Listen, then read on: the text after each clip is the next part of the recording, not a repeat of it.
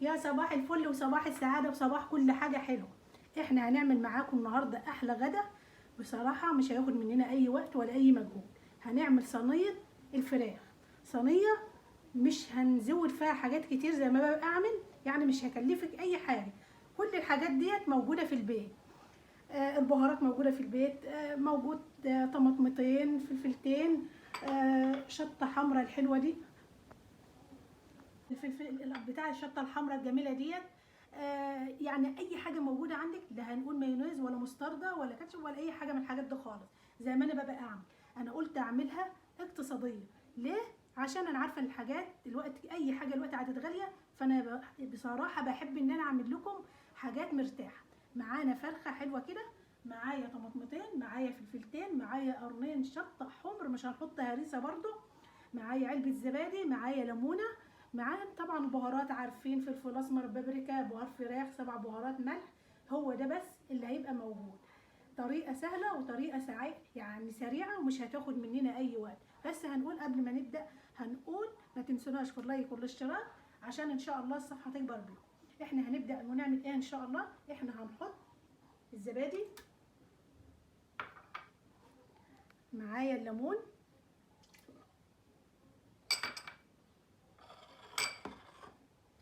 معانا الطماطم،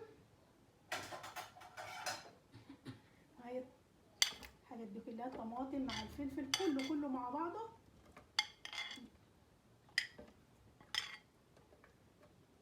هنعمل ايه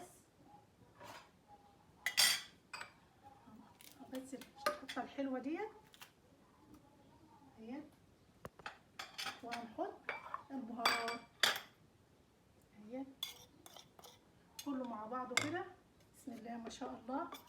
وبصراحه الريحه هتبقى حلوه قوي، عشان اللي مش قادره ان هي تجيب الحاجات اللي احنا بنبقى يعني نحطها كتير ديت، فتعمل اي حاجه لولادها. بصراحه طعم بيبقى حلو، انا مجرباها.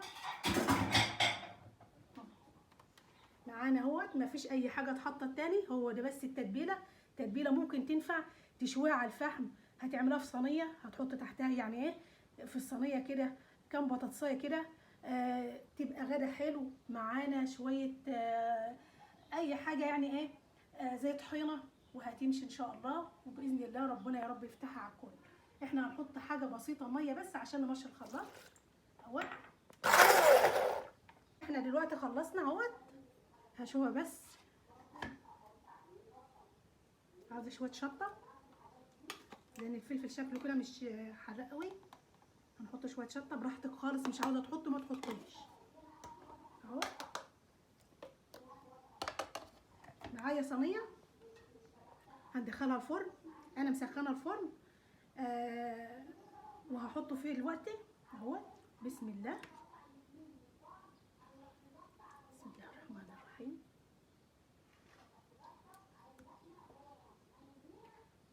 الله، نفرغ من الخلاط على طول على الصينيه، مش هنفرغ في حاجه تانية عشان ما برضو ما نتعبكيش ونقعد نغسل حاجه، المواعين والحاجات ديت. يلا كله في ساعتها في ساعتها اهوت. طريقه سهله وجميله. لازم تسقي كل الصدر الفرخه اهي.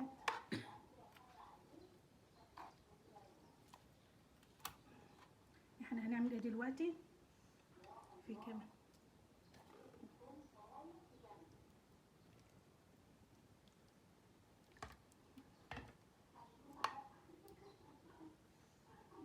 احط دي كمان اهي،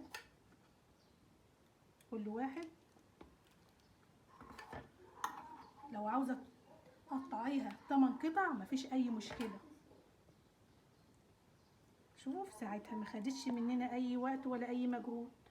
عاوزه تعمليها من بالليل اعمليها من بالليل زي ما قلت لك اعمليها. عاوزه تعمليها في ساعتها برضو التتبيله هتخش فيها وهتبقى جميله. بس انا برضو ما قلتلكوش، انت بتجيبي الفرخه تنضفيها تنظيفه حلوه، مع خل وليمون ودقيق وملح خشن، وتدعكيها دعكه كويسه. لو فيها ريشه لو فيها اي حاجه بتشيليها منها، وبعد كده بتحطيها في محلول ملحي. انا يمكن عملت لكم المحلول الملح قبل كده، وبصراحه جميل قوي قوي وكل شكر فيه. فان شاء الله. وبعد كده تغسليها غسله حلوه وتتبليها بنفس التتبيله الجميله ديت. بعد كده الفرن سخن بنقوم مدخلينه، وبعد كده هنطلعها ونوريكم الشكل ايه ان شاء الله. دلوقتي احنا خلصنا صينيه الفراخ، بسم الله ما شاء الله. انا قلت لكم لو انتوا عاوزين تحطوا في الارضيه جزر، بطاطس، كوسه، براحتكم خالص، لكن انا سبتها زي ما هي. وبعد كده طلعتها من الفرن بنفس الطريقه. يا رب طريقه تعجبكم. انا عاملاها سهله خالص، يعني مش هتجيبي حاجه من بره الا علبه الزبادي، وطبعا كل البهارات في بيتنا والحاجات العاديه اللي هي طماطم فلفل، والطريقه سهله وما بتاخدش مننا اي وقت. ويا رب الفيديو يعجبكم، والسلام عليكم ورحمه الله وبركاته.